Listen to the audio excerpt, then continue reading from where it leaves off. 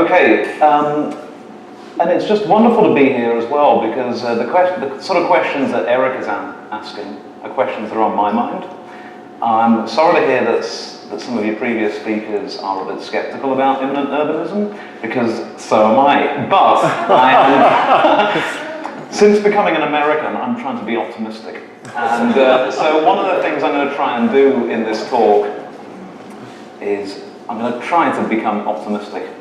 I think it's about 40-45 minutes. If it just gets too much, I guess we can just sort of cut it and start talking, but we'll see how it goes.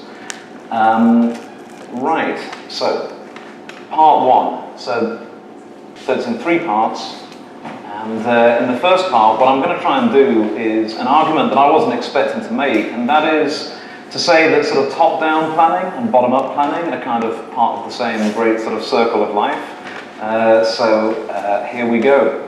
So since the 1970s, at the latest, progressive urban reform has stopped impersonating this sort of thing. This is like grand urban planning, right? This is the hand of Le Corbusier, like God pointing down at the Paris of the future. So we don't do this anymore.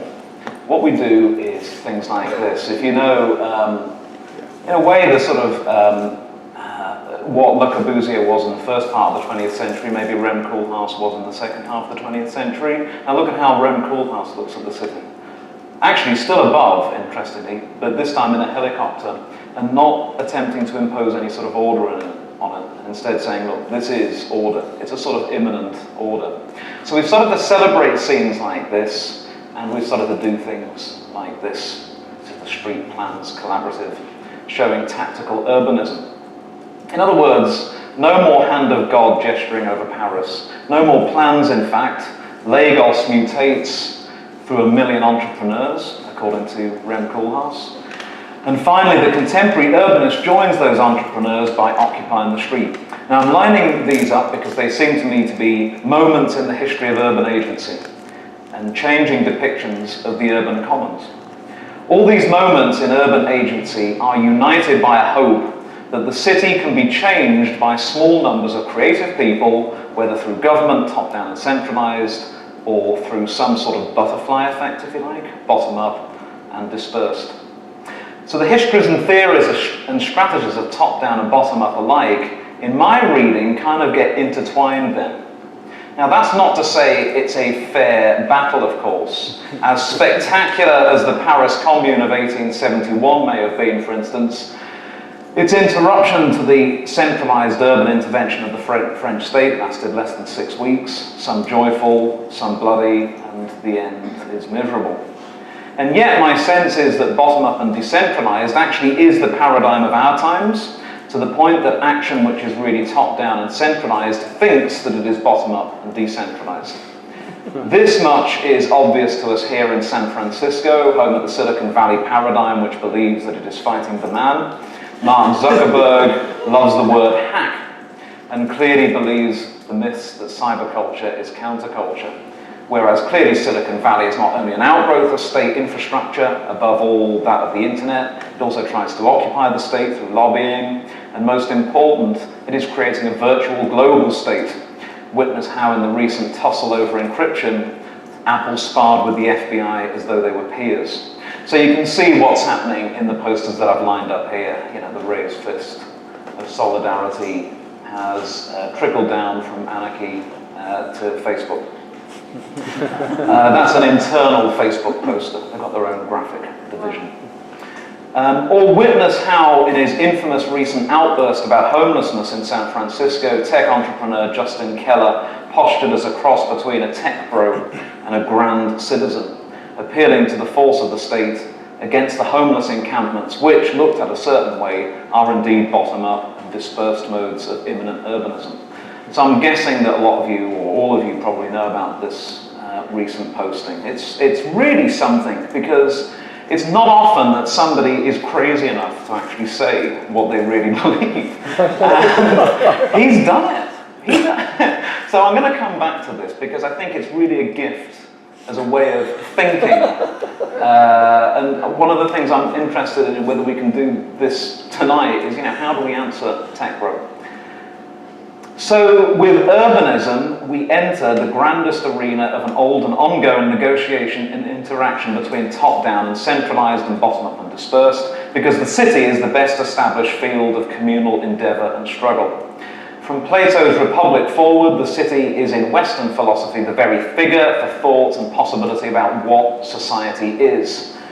And in his skepticism about democracy, Plato establishes the case that our community is at its best when ordered upon ideals set by guardian experts. And that's how you end up with an image like this from the Italian Renaissance. It's an image of absolute order, visual and governmental. Very briefly, that's the assumption which was naturalized in the 16th and 17th centuries by the Renaissance and the Baroque, and in the 17th and 18th centuries by rationalism and Cartesianism and Enlightenment, and it reached its grandest statement in late 19th and early 20th century gridded and networked urbanism, archetypally in New York and Paris. So what we've got here is schematic diagram of Haussmann's Paris, right? When he creates what I think is maybe the world's first great network. You know, it's the beginning of network culture. These avenues and parks and sewers and water lines, rewiring Paris. In other words, the city became an infrastructure for the distribution, growth and representation of a national prosperity, for a coalition of capital, technique and government. In the process, it became, to borrow Deleuze and Guattari's famous phrase, a plane of immanence. All possibility for being would be embedded in this urban infrastructure. It would become our new or second nature. Wasn't it Marx who used to talk about cities as our second nature? Look closer, of course, and it is actually divided, often violently by class, by quarter. You know, these fantastic photos that Marville took of Haussmannization. And you see the absolute brute force of the state as Paris is reconstructed. The handcarts and so on, these are people having to move their possessions out of the way of the opera. The planned urban field splits mind from body, knowing from doing. Not much of a plane of immanence then, but that said, the Paris Commune was prompted by the reshaping of Paris by Haussmann, right? It's growing out, it's an eruption from the same plane. And a century and a half later, urbanists influenced by Deleuze and Guattari and Hart and Negri are again choosing the city as their field of action, their site of intervention, the host body within which they are noble parasites. The planned city is the plane of immanence for the unplanned. As I say, the histories and theories and strategies of top-down and bottom-up alike are intertwined in my reading. They have co-evolved historically and dialectically. A diagram here from the book about tactical urbanism. I mean, you can see it there, right? Round and round and round we go. We can see that this was the case by looking at the modern origins of urbanism. So by urbanism, I mean in the sense of the physical design and management of the city. In the late 19th and early 20th centuries, the immensely influential biologist, sociologist, and urban planner Patrick Geddes, by the way, don't ask me to explain this diagram. This is over my pay grade. But this is Patrick Geddes actually attempting to schematize life. What is life in one handy grid? It's worth studying. And you know, Patrick Geddes is one of the fathers of modern urban planning. And he approached the urban phenomenon as though it was an organism, holding the city, its citizens, its functions, and its networks in harmony with one another and with nature. That's what he's trying to describe here. His is a planned, immanent urbanism, if you can kind of imagine that paradox. His effort to harness an urban life force is a grand tradition into which even Le Corbusier's plan voisin will fit. What keeps the top-down and bottom-up strategies combined in conversation, in dialectic, is their identification of the city as a field of operations, their impassioned care for it, their physical and mental investment in it. My guess is that we are maintaining that tradition by meeting here tonight. We still care. And look how even the tech bro is striving to establish his credentials for taking part in this debate as well. In his open letter, he shows off his classical training. He airily references Socrates and Plato on the city. In other words, he kind of wants in on the discussion. Immanent and planned urbanism, I think, combine the strategies to encourage the good life made possible by cities, to encourage what we're doing now. The core question then is what we want and need from cities and their governance, which is, I believe, an infrastructure supporting a surplus of life beyond the economy. There's still a bit of Patrick Geddes occupying my head somewhere, I think. And I'll try to argue tonight that immanent urbanism can and should constantly represent the badass governance that keeps this culture of life in play. Now, what is this slide doing here? I teach a course back in Davis called Great Cities. It was a course that I inherited. And this is one of those slides that when I'm looking at it, I find myself, kind of sucked in. You remember Bart talking about the punctum. You start to recognize people in there, and you start to identify with them. But it's a picture for me of this idea of a plane of immanence, of the city as giving life. These interventions that were created by the Metropolitan Board of Works, what a boring sounding institution. It was just government. But what did government do? Clean water, drinking fountains, the eradication of cholera. It becomes possible for these people to live. And I'm finding myself drawn back increasingly to the 19th and early 20th centuries. And I'm thinking, have we forgotten some lessons? So that's where I'm probably going towards the end of the talk. Okay, folks, so part 2. Immanent urbanisms as a history and as an agency. So let's do some parsing to help us understand the terms of the debate with which we must wage this debate with tech growth. And this is where I need to thank Eric for inviting me to this conversation and for setting up its key term, immanent urbanisms. I think this is a really interesting term, right down to that parenthetical S that lets us wonder whether the phenomenon is single or plural phenomena. It's both, it's plural because it reminds me of the many specific examples of immanent urbanism which I've encountered in my research as a design historian over the years. I've researched, for instance, the situationists, and if you don't know these people, a Marxist anarchist group, mostly based in Paris. If you don't know them, it doesn't matter because their ideas have already occupied your mind. Situationism is kind of everywhere, right? Diversion, psychogeography, drifting, some of the intellectual foundations of postmodernism, and so on. So this is one thing that I think of as an immanent urbanism. Also, the hippies, People's Park in 1969. So what I'm trying to do here is, in a little slideshow, think about where immanent urbanism might have come from.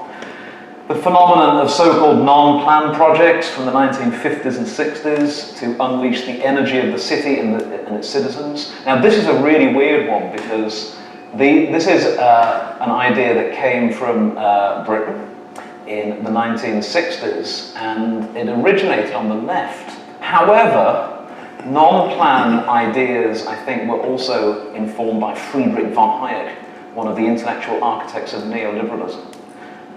And this is how kind of non-planning and how immanent urbanism has probably drifted into the left and the right. What else have I got? The Archigram group and their followers who tried to equip urban spontaneity. They're trying to rewire Los Angeles to create a kind of block party on a freeway there. Right now, I'm writing about radical technology in the 1970s. I'm really enjoying this topic. This is an image from a British magazine in the 1970s called Radical Technology. Look at this. They're proposing taking a terrace of houses and knocking them together to create a single commune, semi-autonomous commune. And possibly antecedent of current urban collectivities and urban gardens, this stuff. But then again, immanent urbanism is singular in the way that we can spot a family resemblance between these very different historical projects. So these 5 or 6 that I've just mentioned range politically, right? from left to right, and they range technically from the act of walking through to entrepreneurship, through to high-tech. So in other words, the immanent urbanist idea is one that goes everywhere. So let's attempt a very quick taxonomy of immanent urbanism. Diversions and appropriations of urbanism have sought altered consciousness. As George Simmel observed in 1903, the metropolis is productive of a special sort of mental life. Just as Spinoza and later materialists decided that thought itself was grounded in our material and energetic world, the surrealists found their mental state affected by Paris in the 1920s. They found that just by existing in Paris, they were able to create a mental counter-state to the official state. Neo-Marxists and anarchists after World War II, such as the Situationists International and On le Fèvre, and a little later counterculturalists and squatters, drew upon the festive diversion and sequestering of the city they found in surrealism in the Paris Commune. So this idea, I think, it's like a baton that's being handed down from one generation to the other. We can't kind of forget this idea that we can take the city. Since the late 20th century, we've seen the European and American city diverted by Reclaim the Streets, by interventionists, by Occupy, and tactical urbanism. Anthropological and postmodern concern in the 1980s recovered and protected identity and memory. If you know this project, lovely little thing in downtown Los Angeles, where Dolores Hayden and her Power of Place project managed to kind of freeze frame the memory of Biddy Mason before it disappears. It's there forever. A sort of subaltern history left on the street. Some of my anthropology colleagues at the University of California have recently identified a phenomenon they call refabulation, the tendency of urban inhabitants to switch to belief, figuratively or literally religious, to counter secular modernity. Just a slide here that I found of a shrine in urban Delhi. We could spend the rest of the evening detailing this taxonomy of immanent urbanism, but what I think I want to focus on instead is the questions of urban agency that immanent urbanism raises. Basically, the question of what or who produces the city. This is why the idea is picking up steam again now, right? It's why we're here. It's because of a conjunction of seemingly incredible opportunities for agency over the urban economy, culture, politics, life, caused by a volatile post-industrial urban restructuring, meeting a digital revolution which expands the possibilities of organization and an exchange of information. And these opportunities are being pursued for incredible stakes. The incredible stakes caused by inequality and climate change and fundamentalisms, be they forced upon us by the Trump nation or jihad or neoliberalism. I think the immanent urbanist concept invites us to approach agency in two main ways. So how about this? First, we can study immanence itself as it relates to the specific matter of the city. It's an obviously dynamic understanding of the city. It is mostly stealthy and low cost, a type of prototyping. Prototyping is very big again in design right now. That contrasts with the expensive, placid order of classically planned urban space, of course, the grids, the columns, the avenues. So back to that comparison again. Old school urbanism, expensive. New school urbanism, well, not less than free, abject, I would suggest, over there on the right. And it implies that urban change is more than the mere passing of history, which is the standard way in which we might think about change as a struggle over time. My sense is that immanence implies something more vitalist than struggle. You know, that brings to mind things like class struggle, mass organization, political parties, and so on. It's more vitalist than capitalist development, which implies a struggle constantly to extract surplus value. Immanence instead implies a force that will carry us to an exhilarating condition because it is unplanned and ultimately unknowable. It is an exhilaration more of the now, of the lived moment, than of the future. This sense of immanence has a heritage distinct from the dominant accounts of history as, for example, progress. We could relate it to existentialism and to the postmodern movement against Hegel. It disavows clear historical targets. It's almost millenarian. You know, in other words, immanence talks to us about a future, and if you ask, well, what's it going to be like? Well, we don't know. It's still coming. We're in an embassy of the future. Have you got any drawings? No, not yet. Come back in 1,000 years' time. It's going to be amazing. It's going to be the singularity. So we've kind of sort of stopped imaging the future. And that opens up a space for our imaginations. Or recall Occupy, defying media pressure to state one demand. For the occupiers, the present was multiple in its grievances and possibilities. It's impressive. Immanence is then perhaps more analogous to natural history than human history. Back to Geddes again. He's a biologist, right? He is drawing upon natural history. His notation of life preferred biological and evolutionary and ecological models of change to those of historical materialism and social class and what is inevitable and so on.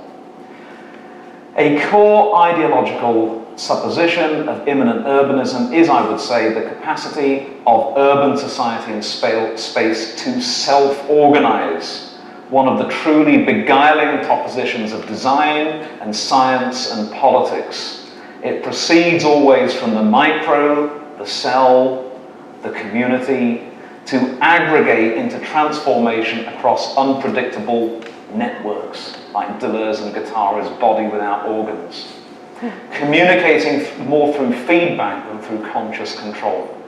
So take, say, Lawrence Halprin's fabulous 1969 diagram of his new town of the Sea Ranch. And again, you can look at this and think, well, where are the houses, Lawrence? Ha ha. No, you see, it's actually being propelled out of some immanent and fundamental and deep order, in which the architect endeavours to design not on or against the site, but to have the project emanate from the great forces of natural history and settlement. The town will be as the wind and as the soil and as the water and as the trees want it to be, in their interplay with us and our activity and our desire. So basically kind of behold what we're now calling the Anthropocene, that everything is co-evolving, nature, humans, technology. Now, I am charmed and awed by such ideas, but I'm maybe not the only one to find them a little suspect and worrying as well. There was a craze at about the same time Halprin was working for theories of fit, seen in, if you know the architecture of Christopher Alexander, for example. And in the 60s, there was a lot of interest, as you can see from this magazine cover, in informal settlements, the barriadas you can see depicted on the cover of Architectural Design here. They were being investigated by architects like John Turner. This fascination with kind of spontaneous human settlements you can still find in TED Talks. Here is a still from the presentation at TED a couple of years ago by Iwan Ban, a photographer. And here he's raving about the ability of homeless Venezuelans to occupy an unfinished skyscraper in Caracas. And on the one hand, I totally admire these people. On the other hand, you know, really? At a TED Talk, we're espousing this? The best critique I know of this romanticization of people's adaptation to poverty is that of Ananya Roy. She sees experts watching the struggle of others as a neo-colonialism that absolves us, the observers, of empathy and guilt by claiming self-help as a paradigm. Hey, these people are on it. Bootstrapping, as we also know, is a doctrine of neoliberalism. The problem with bootstrapping is that it implies equal access to an equal commonwealth. At its most naive and utopian, at its most neoliberal, Immanence would have us imagine the world as a site of primitive accumulation, the only barrier to entry being initiative and a work ethic. To counteract the implausibility of this notion, now warmed over by startup culture and gentrification and myths of innovation, circulated by the so-called creative class, even in this city, despite the evidence of unprecedented modes and quantities of capital accumulation and dispossession, immanent urbanism speculates upon a tacit or overt appropriation, seizure, occupation, and unenclosure of property.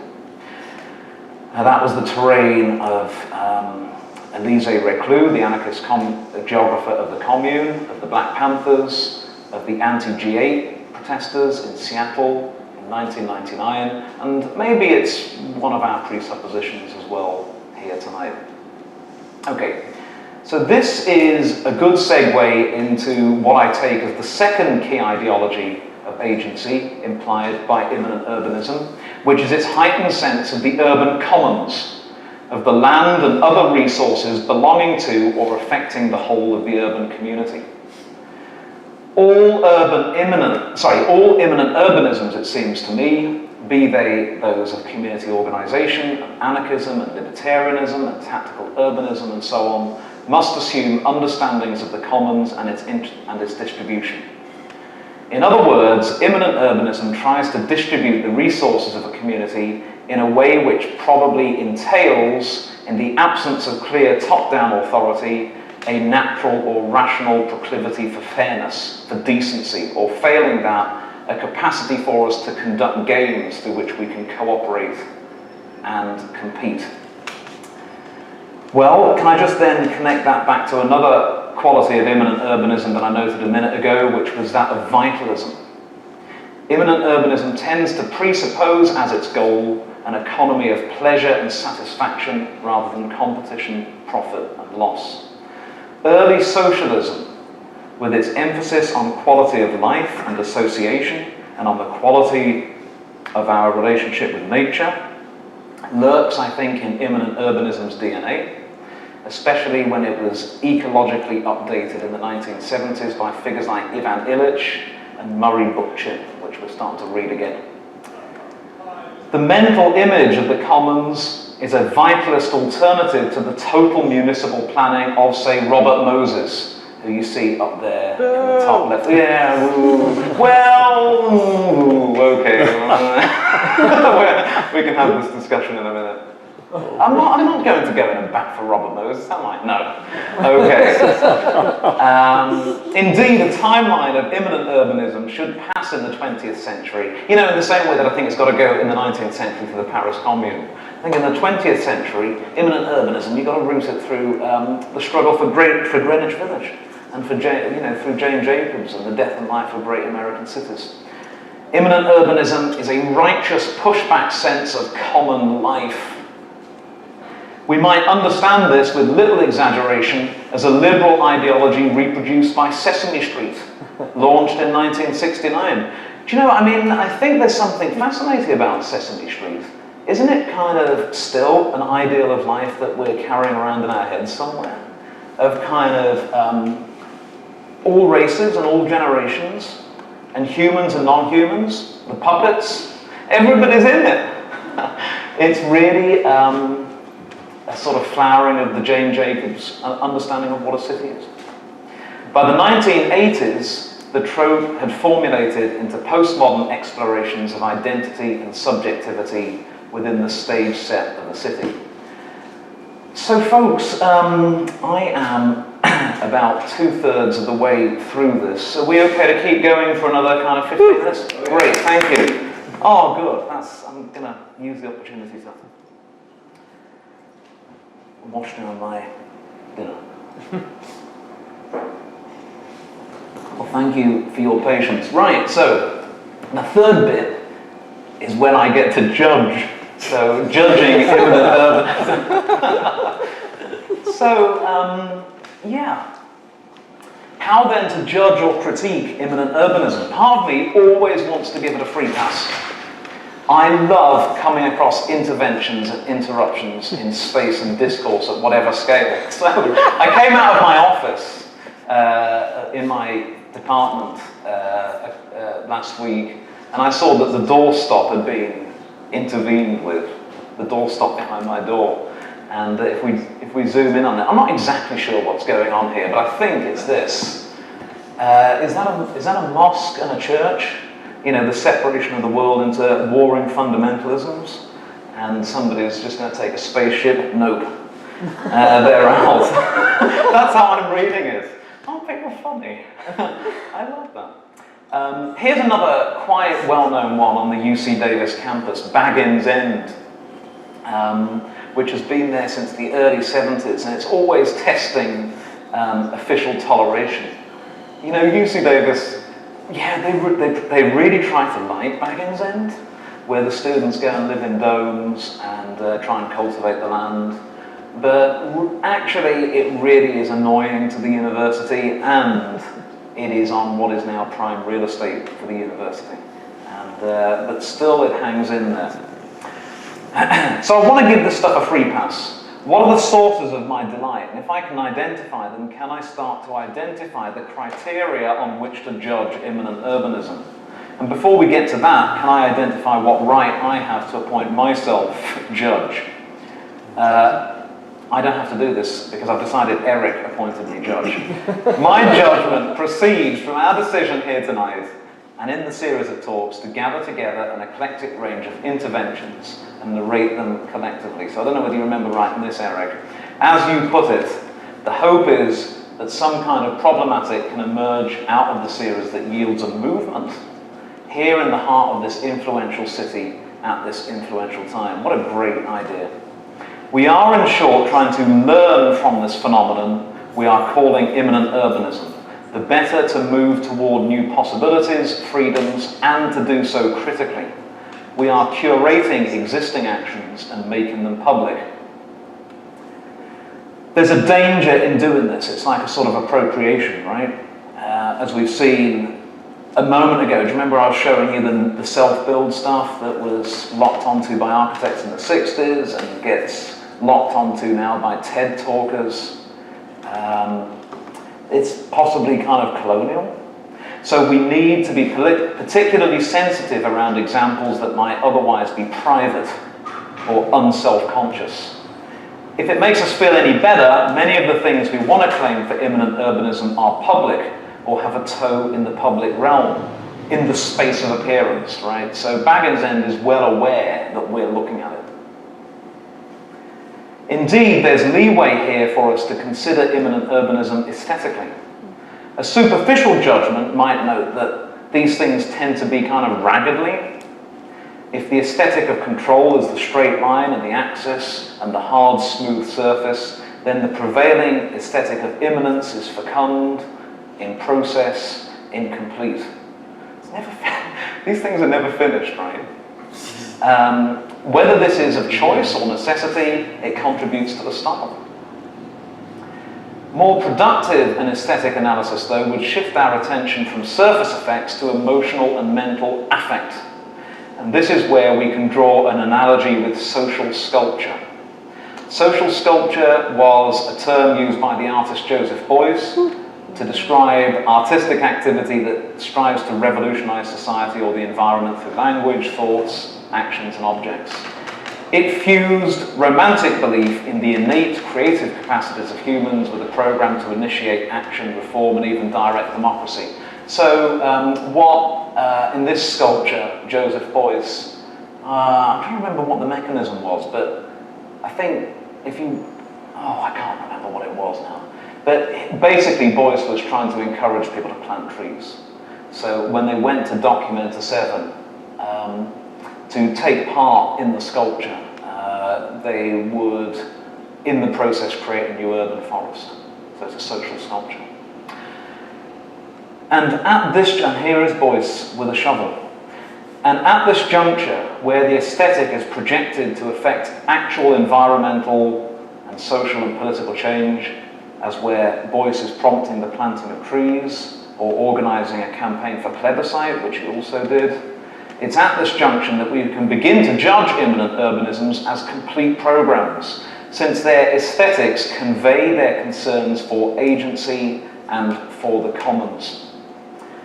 So, what are the potentials and the pitfalls of immanent urbanism as social sculpture, modelling or symbolising the commons and agency?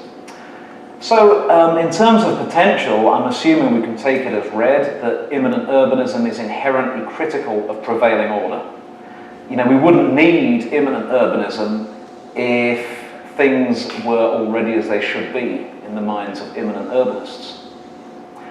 So the very instigation of an immanent urbanism entails a consideration too of praxis, that is, for practical action that will change a situation. A couple of possibilities for the praxis of immanent urbanism are apparent. Here's one.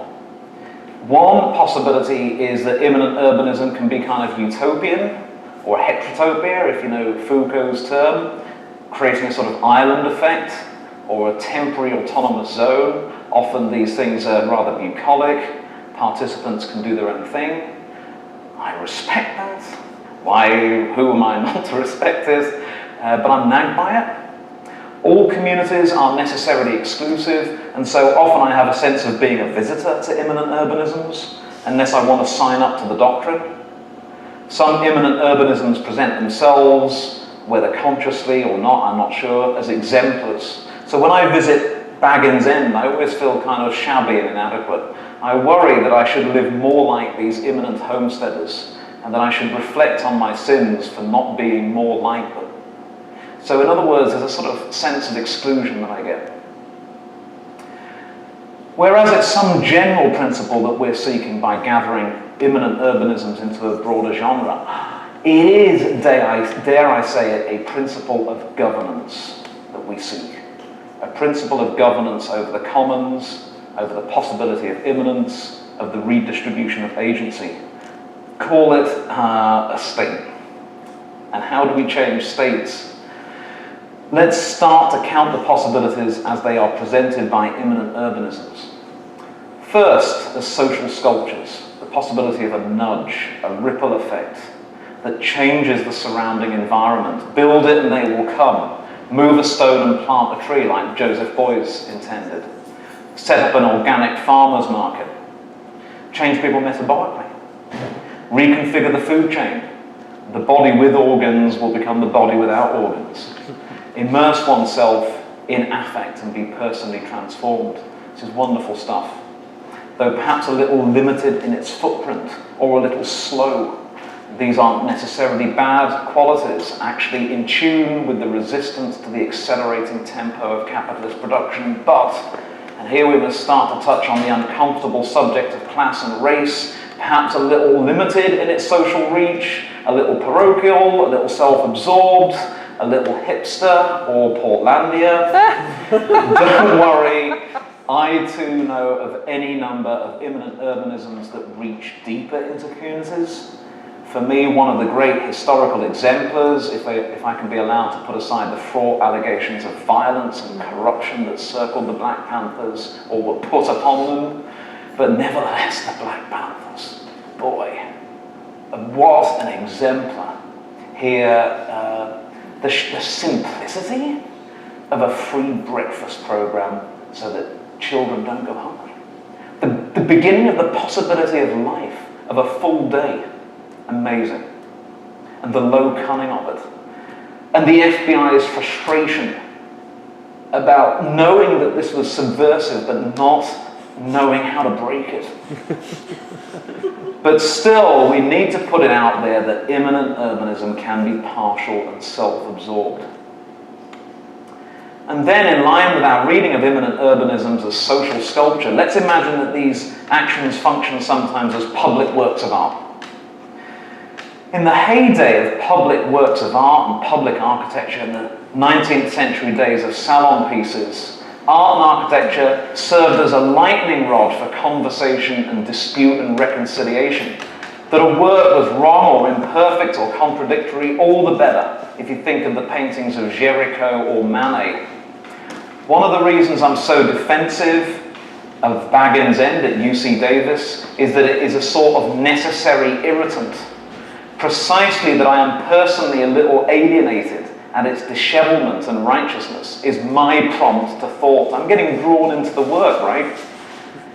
And to reactions from the campus community at large, it kind of sticks in the craw as the campus becomes quasi-urban. Who have we been as a campus, Baggins End seems to ask, and who do we want to be? Who do we want to become? It looks self-sufficient, but it isn't really. It is dependent upon the hosting campus's plane of immanence. Does it resist the campus exactly, or is it sort of codependent? Again, that dialectic, which I think is always present in immanent urbanism. It distinguishes immanent urbanisms from no-go areas and helps them function as public pieces. It's annoying. All this interrupts the absolute functioning of markets, which is the high neoliberal governing logic of many cities at the moment. Of course, urban democracy and government is still out there functioning, sort of, I guess, and that's the reason that we're focusing on the city now, because cities have become the key figure for reform in our era, when Washington, D.C. is assumed to be broken, and when globalization appears indifferent to suffering and even to the survival of the world as we know it. It is in this moment that policy wonks are raving about strong mayors, when the city is being regarded as the standard unit of civilization in our so-called urban age. Perhaps immanent urbanisms are like NGOs, but as impressed as I am by the work of another speaker in this series, Andrew Herscher, who brilliantly argues for the right not to be excluded from the city by an inequitable and unjust system of ownership and wealth distribution, I worry that his description of unreal estate portrays non-governmental politics as a desirable general principle, because that, for better or worse, might be to follow the path of reform under neoliberalism. NGOs have been proliferating to fill the gap created by the withdrawal of welfare programs and public services and environmental protection. I suspect that immanent urbanisms want neither to be NGOs nor to be ignored. They want to be badass. That is their allure, their heritage, their cred. So I'm going to conclude tonight with a suggestion, which is that we can cut the difference between badassery and old school governance. Though immanent urbanisms might not want to govern, they might nonetheless be states in waiting, just with a different ideology of agency, the commons, and redistribution to the current state. To rely solely on immanent urbanism might risk constantly deferring big, long-term collective and political decisions, constantly defraying responsibility. And as sociologist Neil Brenner wonders as he reviews this exhibition, Technical Urbanism, at the Museum of Modern Art in New York, he worried that this might be ineffective against neoliberalism and may even bolster it, because both claim that the future just emerges unplanned. I don't buy this, but it's one of the great sort of beliefs of our time. You know, when you get off a plane and you see these HSBC ads, and they're very interesting because they tell you what HSBC is actually. Is this what they think? Anyway, the future is emerging. Okay. So we need to maintain a firewall between the enterprise of immanent urbanism and the enterprise of neoliberalism. Since immanent urbanism mostly assumes that enterprise should be in the service of people, whereas neoliberalism trains us to think only economically. And that is socially stratifying and privatizing. Even where immanent urbanism succeeds in disrupting neoliberal urban structures, that might leave unaddressed the urgent need for large-scale governmental transformation, which is now critically important in the face of dramatic social inequality and climate change. Perhaps the badassery of immanent urbanism can remind old-school governance about what is at stake collectively, politically, and long-term. The modern institutions that were necessary to guarantee life and fairness, things like health, housing, welfare, education, and transparent decision-making.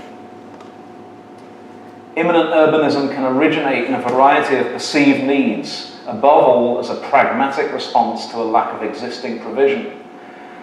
But the core purpose of immanent urbanism that interests me most is that of equalization and opportunity.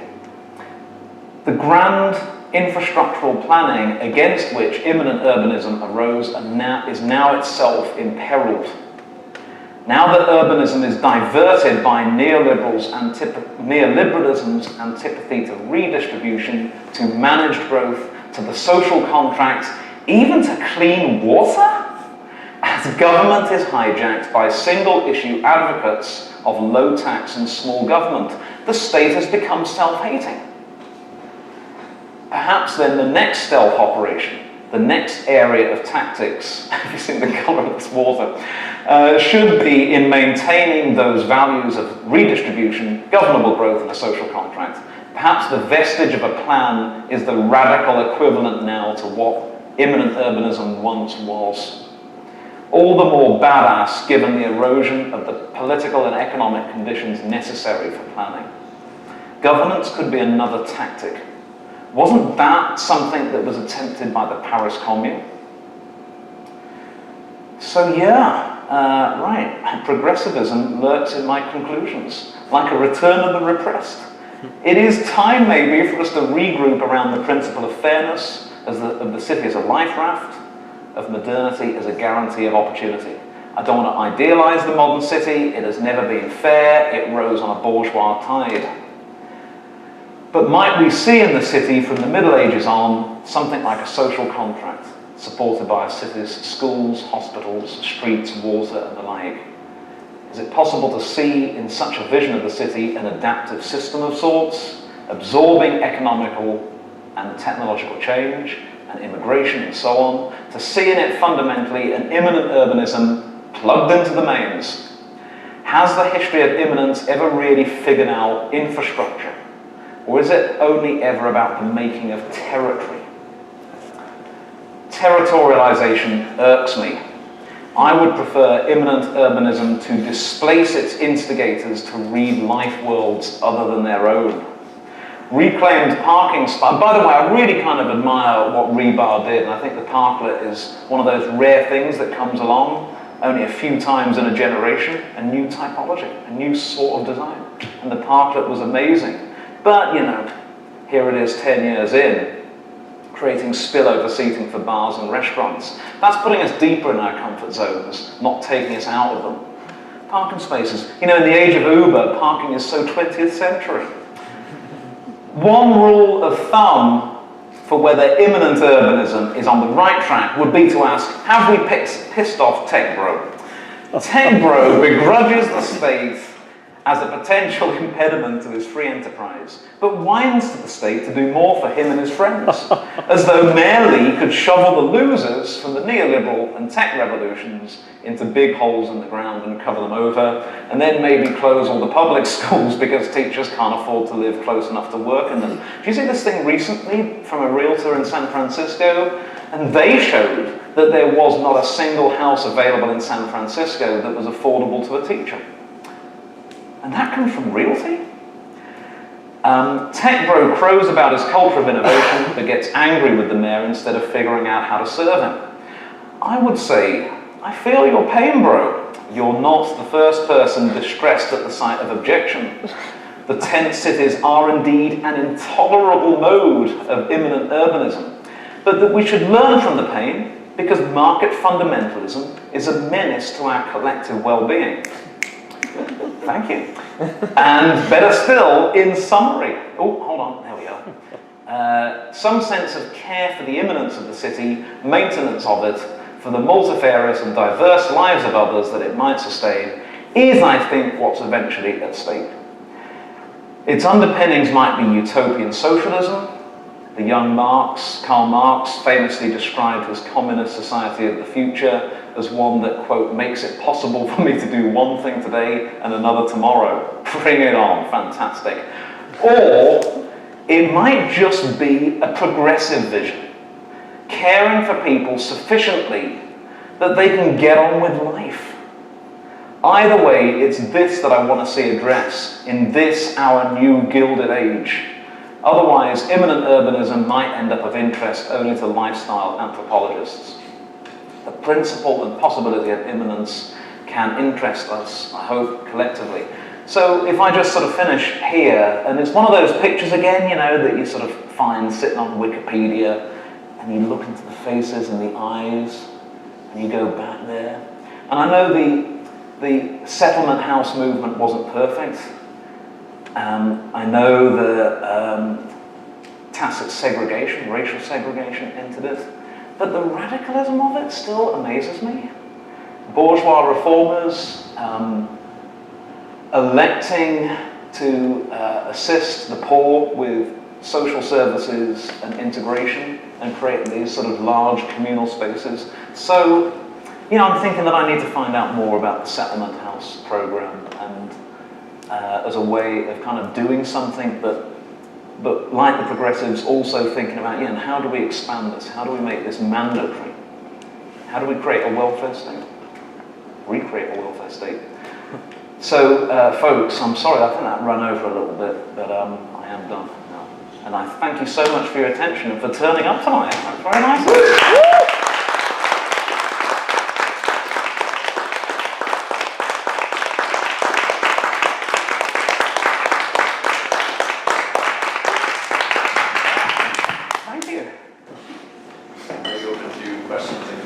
Well, I mean, possibly, yeah. Perhaps I'll start with one. Thank you for just a great talk. There was so much there and so much to bite into, and I love that you're ending talking about the progressive era, which I agree with you is an extremely important thing to be looking at right now, considering that they were grappling with that first instance of liberalism, right, and the problems that arose out of that. And we ourselves are grappling with the problem of neoliberalism, this secondary wave of letting markets do what they want. And I feel like we are already seeing certain fragments of a new type of governance emerging. And I think you're right that we're seeing this stuff. But I feel like that there's another lesson we learned from the progressive era, which is that the real inheritors and pushers of the progressive era, and I wrote extensively about the urban aspects of the progressive era in my thesis that I just wrapped up a year ago. The real inheritors of that moment were the capitalists. I mean, it was important that society be made to function so that business could function. And like the point of lifting people out of poverty in the beginning was so that they could participate in commerce, and later it was so that they could have the buying power in a Keynesian sort of economic scheme to move the economy forward. And so it's this interesting moment. And obviously we had to do something about the crazy, horrible conditions of cities. I mean, they didn't have sewage, there were no public utilities, there weren't even public streets. Pigs were running around, people were getting cholera. It was a disaster, no matter what your political or economic perspective. But I wonder if there's a way to inherit the sort of structures that we use to deal with that condition. And I think in our age, things like climate change, and you know, it's no longer the urban problem, it's more of a global problem that perhaps has early solutions.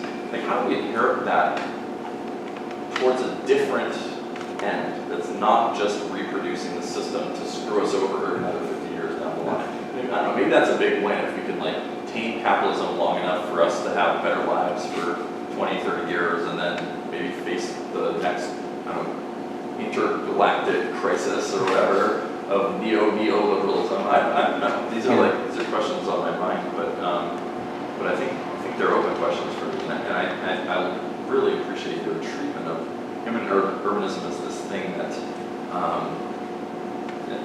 urbanisms as these practices that refuse whatever is, right?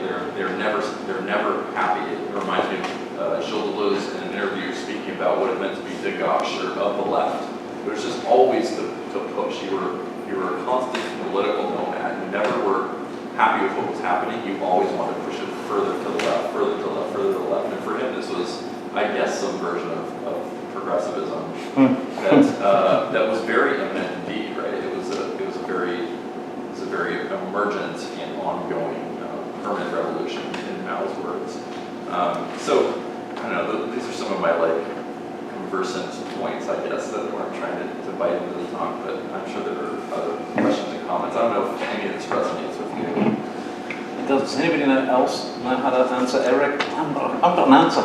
If I took the microphone off, maybe, you know, it would sort of take me off the podium for a second. Sure, there's a switch on the battery pack. But I mean, yeah. So I'm certainly not proposing for a second like a sort of straight up resurrection of progressivism. It's just one of those things that I'm finding myself going back to. I'm trying to learn about actually and get up to speed on it. And your caution is very well made. You know, there is something to be optimistic about this time, and that is even at its kind of zenith, its apogee right now, neoliberalism, even as it takes over the world, there is one fatal flaw, and that is it's intellectually completely bankrupt now, right? We are totally at the end of the 40-year revolution. There are no interesting intellectuals now working in that field. It is abandoned. And so that does open up the possibility of more interesting futures. But there's my 2 cents. So you were going to... I was just making the suggestion that, I mean, it does feel like it really is cyclical. You know, you have the build up and the breakdown, and during the breakdown, of course, it's, you know, things aren't functioning as well, and then you end up with,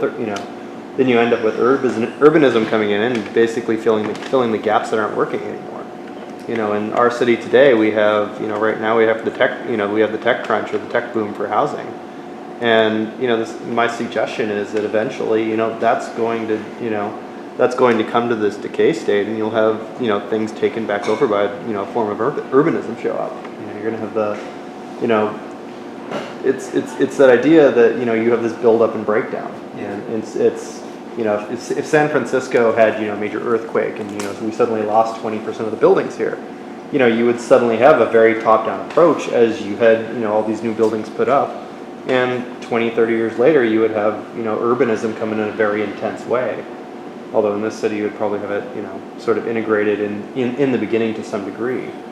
But it's, you know, as everything, you know, built up and breaks down, it's like, it's sort of as you get to that place that's, you know, I hate to, you know, put urbanism in with like, you know, it's like sort of decay, but it's sort of like, you know, once things start breaking down, you have an upswing up, you know, at least from my perspective, a larger upswing of urbanism that sort of moves in until it gets to the point where it be, you know, you have that upswing again where there's suddenly, you know, the rebuilt, you know, sort of rebuilt or rebuilding.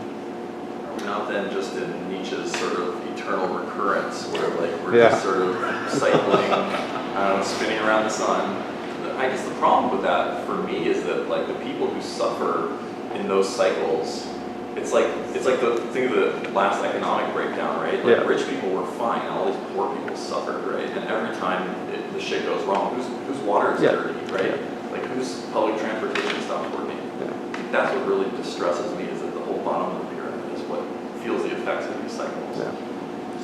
So the trick is how to get out of the pyramid. You know, how to get out of that constant cycle and still be able to have a city here. Because there's a certain amount of needed infrastructure for a city of, you know, 900,000 people. Or, you know, you get to some of the bigger cities back east and, you know, you have 1 million people living in a city. And it's the problem of, you know, it's that problem of when you get down to some of the urbanism, you know, suddenly you are, you know, and suddenly it seems like you're limiting development, which is great in a lot of ways, but it's also detrimental, I guess, in some, you know, it's detrimental in some ways because suddenly you just can't get the populations. And, you know, for instance, San Francisco, the reason people live here is because it's great, you know, it's a good place to live. You know, we're surrounded on water by 3 sides. You know, you have access to everything. You know, so you don't have large cities like this 50 miles inland in the middle of farming territory. And it's, you know, there's with the limited amount of space and ownership and all that, it gets to this. I feel like this is a useful place to bring a biological analogy. I mean, it's imperfect, but if you look at the city as an organism, and you look at, I don't know, immanent urbanism as sort of like a speciation or mutation, or maybe a cancer if you want to look at it that way. Like, the city has well-established, like, immune function. Like, it's got police officers and real estate agents, and then people who are very interested in their like vision of this organism growing. And so I kind of wonder, in some ways, like if we put a ton of energy into making things happen inside the city, where we face intense competition, maybe we'll put in 10 years of effort and get parklets, which are cool, don't get me wrong, but I mean, I think it's cool that you bring up this slide. This isn't an example of something that's like a semi-autonomous organism. I feel like not an answer, but something that is relevant to your question, Eric, is how do we ensure that this actually benefits people, at the bottom of the pyramid? I think that's to do with autonomy and like who the governance, as you would say, is who's actually controlling this, who's deciding where it's going to go. And in the city, it would be very difficult to get that kind of critical mass, especially when you have a large number of tech bros and people who have real estate investments, and again, people who have an interest in the city functioning as that sort of organism. So I guess the question I've asked, without making it too Silicon Valley, is how do you feel like voice versus exit plays into this? Is there a better chance for these kinds of movements to happen on the periphery? Maybe as you move away from the center of an urban space, is there a sweet spot where these things can happen? For instance, baggings was kind of cute until it became a valuable piece of property, and now it's seen as a little tumor or work, right? I don't know if there's a question or any sort of answer, but it's in the old rule that it's like that with the avant-garde. It kind of follows the bottom of the market, and so that sweet spot is wherever there's cheap space. Yeah, thanks for your observation and your question. The reason that I've gone back to this slide is, I'm getting kind of interested in the 1970s again, and that idea that there is some sort of cycle. If you go back to the 70s, it's really uncanny. And one of the projects that I'm working on at the moment is reading through editions of the British architectural magazine, Architectural Design, from the 1970s. And if you go through these magazines, it's like, these guys are really on it. We're totally going to try this. And then it's like, sorry, it's from the 1970s. This was 30, 40 years ago. I think the reason that it resonates is that the 70s too, certainly in Britain, but in the States as well, was another of these moments of crisis. The crisis in the 70s was the passing of the Keynesian state, social welfare state. And as you read through architectural design in the 70s, there is this sense of kind of inspirational panic. It's like, oh shit, it's all, what's good? It's gone. How do we fill in the gaps? And for about 5 years in Architectural Design magazine, there are all these wonderful kind of proposals and counter-proposals. And I do wonder if we might be edging into that same kind of moment all over again. And the crisis this time isn't the collapse of a Keynesian state, it's the collapse of a Hayekian neoliberal state. Right? I mean, we've had 2008 and we've just about sort of pulled out of that. But there's not many kind of believers that neoliberalism has the answer. It's absolutely intellectually exhausted. So it does seem to me that in these moments of crisis, it's really interesting. They're not necessarily great times to live through, except in terms of ideas. And so maybe we can sort of go back to the 70s now and start digging around to see what was going on back then. Something to look forward to. Yeah, I feel like to put a finer point to my question that I feel like I can only put on it now is, I wonder if there's just a different type of top-down that can interact with the bottom-up. That is, why does it have to be capital that is the top that interacts with or determines what happens with the bottom-up? Why can't it be some other new vision of top-down? It doesn't have to be communism, but it can be something beyond business and capital and the economy and these other social institutions. Well, the last big one of those, but that gets pretty creepy pretty quickly, is the ecotopian, the sort of ecological paradigm. So again, those crazy 70s, if you haven't read Ecotopia yet, or if you've read it a long time ago, you should try it out again. All set around here, of course. The novel Ecotopia was a vision written in the 1970s about a future San Francisco. And there the top-down principle is that of a self-sustaining, autonomous ecology. Kind of scary as well. But I do hear your point. I mean, And I think that's maybe what I'm trying to imagine as I write this talk. It's like, there's got to be another principle of top-down. Good. I'm kind of thinking about what you're saying, Eric, like this top-down idea of like, it doesn't, I don't know, it gets really confusing, and like actually maybe the top is actually coming from the bottom's actually coming from the top, hegemony, yada yada yada. And I'm thinking about like, not the top, but the middle, and I'm thinking about this idea of an aggregate, and I'm thinking about like the potential for not a top, but a middle. And there is no top. Is that possible? And where like, I mean, I guess you can think about it in terms of like decentralization, but there still is something like centralized about it, because like, if we think about the city as a body, like with organs, with or without organs, but nevertheless, it's like, it is a system, and there are all these semi-autonomous parts, and they're all like working together to produce this whole. But I guess I'm thinking about like the relationship or the relations between those elements or between those organs, and where's the top in those relations? Or is there one? Is there kind of deep one? Yeah. Like we have many autonomous actors right now that are like companies that are all part of a larger system. Is this what you're referring to? Like Yeah. the middle could be like organizations or types of.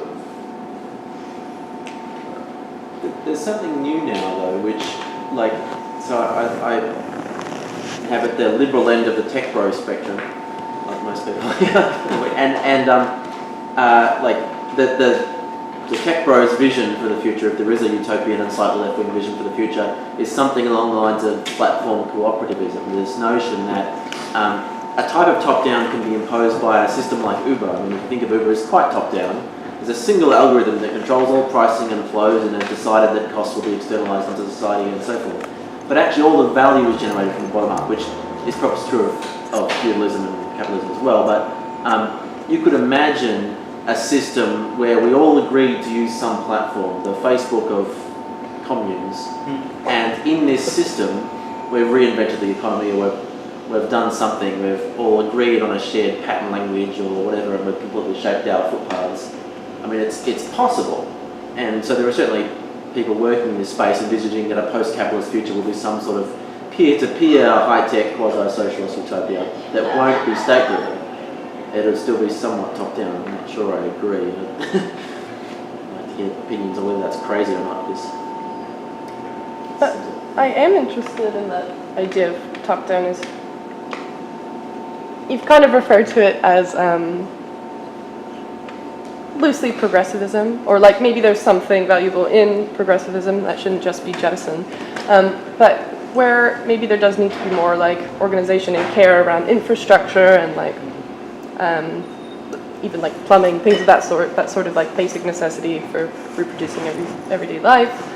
And I think I'm thinking about the way that I completely lost my thought. What's the plan, right, that like progressivism introduces? It's like, we're going to take a diverse set of interests and fashion them into a plan. I think that this is what's so powerful about the progressive era.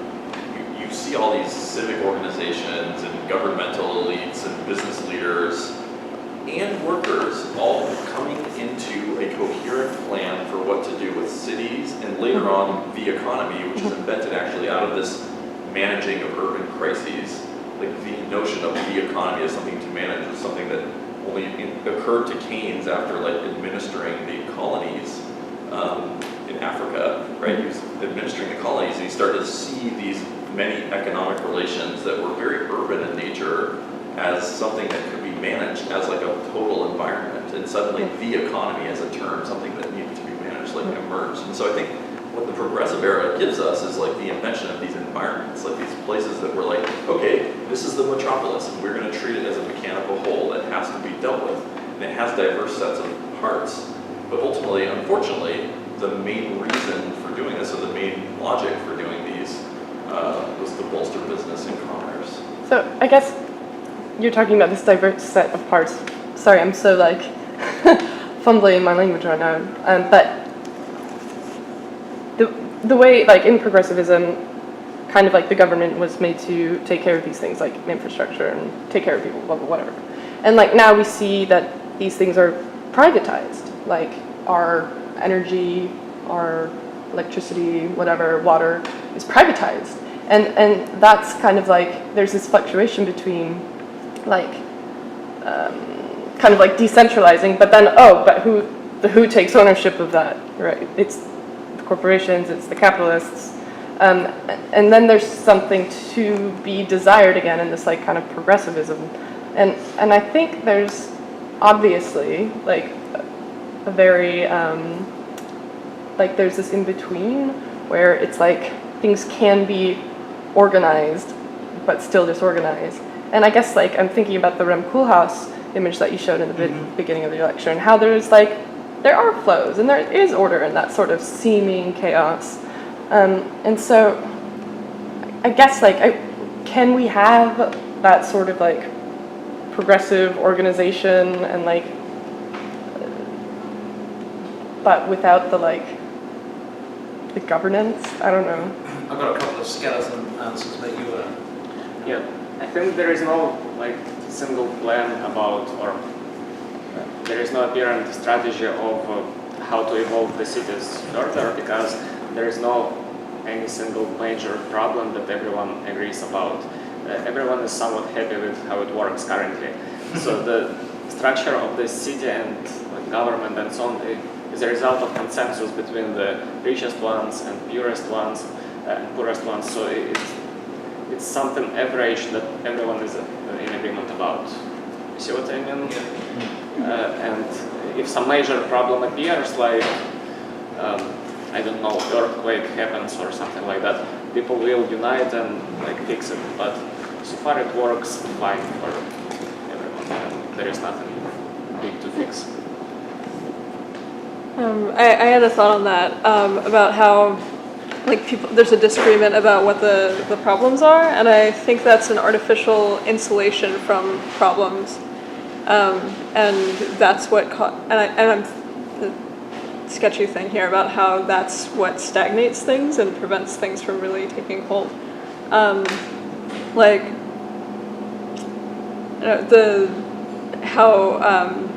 the water infrastructure will fail and poor people are affected by this, but the rich people aren't. Like, why aren't the rich people affected by this? Like, if the rich people were affected by that, then it would get solved. That it would get solved much quicker. Well, if critical mass of poor people will be affected by a failure of water system, they will do something as well. But so far it works. Doesn't seem like it's working. No. I mean, it's weird coming from a country with a functioning welfare state and seeing people sleep on the street here. I'm flummoxed. It looks completely broken. You know, people who sleep on the street, they feel comfortable sleeping on the street most of the time. No. No. Absolutely. At some point of life, most of them have made the choice about like becoming homeless. I mean, I do it. Everyone gets No. It's like getting to choose between two different kinds of soup, but you're still getting soup. Like, how much choice really is there? If you live in San Francisco, you do not have the choice to not be homeless if you cannot afford living here. I don't see any fence that prevents you from moving to other cities. I don't want you either. Well, some Have you choices- talked to any of these people?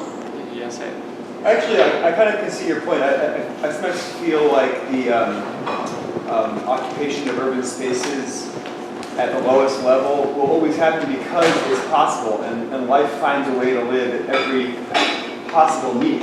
There is a food source, and there is a way to sleep, and so someone will end up living in that niche.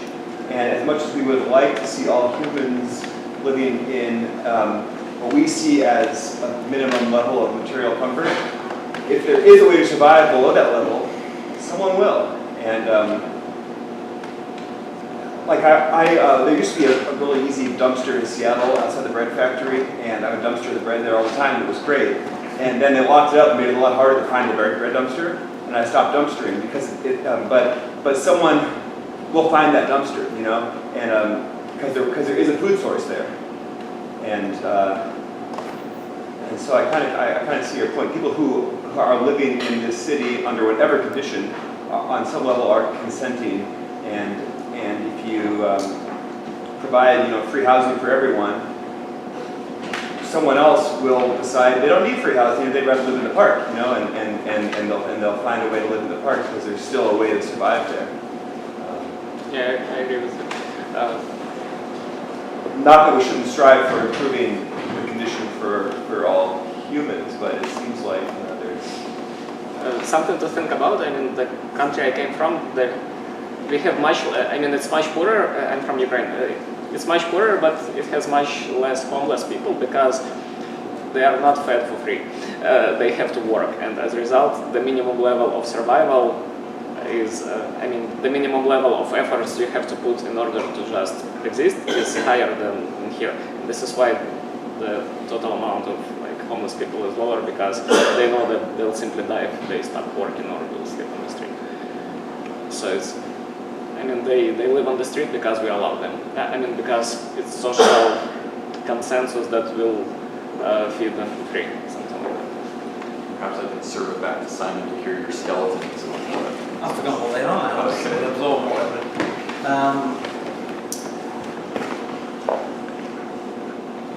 So how about we try this one? So one of the things that we're doing as we discuss these immanent urbanisms is reminding ourselves simply that there are alternatives and there are possibilities. And that's what is particularly exciting about them. At the end of the 1970s and the beginning of the 1980s, famously, both Margaret Thatcher and Ronald Reagan said that there is no alternative. There is no. This is verbatim what they said. There is no alternative to the market, to the withdrawal of the welfare state. And I think we're at the end of the period where we actually believe this, that there are no alternatives. And that one of the things that we can be doing, simply by going back and looking at progressivism or here, autonomous anarchism and so on, is reminding ourselves that there are alternatives. And as we remind ourselves there are alternatives, those alternatives come in two parts. And I'm just trying to sort of help out here where we're trying to sort of struggle to think about top down and bottom up and so on. Alternatives exist surely organizationally and in terms of principles.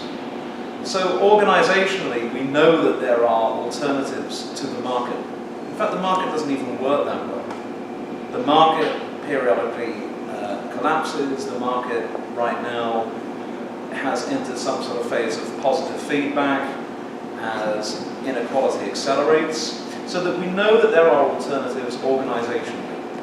And then we know that there are also alternatives in terms of what we want, of what principle might be managing life. And I know that there are alternatives because I'm an historian. If there were no alternatives, if things never changed, there would be no history. But everything ends. And one of the great kind of myths of our time is this sense that this will never end. That the market and neoliberalism will never end. There is no alternative. I guarantee that unless the laws of history have been upended, this does end. In the same way that capitalism historically began at a certain point, in the late Middle Ages, we can assume that it will end. And that in the same way that we can see that capitalism has certain periods and modes that change. You know, true progressives ushered in a moment of a kind of welfare capitalism that ended. So we have to be constantly alert, collectively, to the possibility and the necessity of change. So part of this, maybe part of what we're doing when we think about immanent urbanism, is being prepared for the inevitability of that change.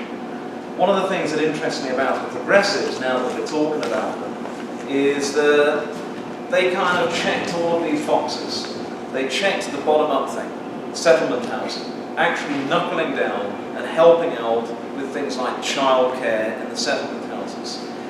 They checked off top-down, trying to get into DC, trying to get into government, trying to, and successfully achieving legal reform, governmental reform. And the other box that they check, I think, is to broadly have a principle around which people can gather, and that was a principle, basically, of well-being, of the maintenance and the sustenance of life. So they had a sort of program, and yeah. So I'm interested in us generating a sort of program again. Thanks for being Thank you so much, everybody.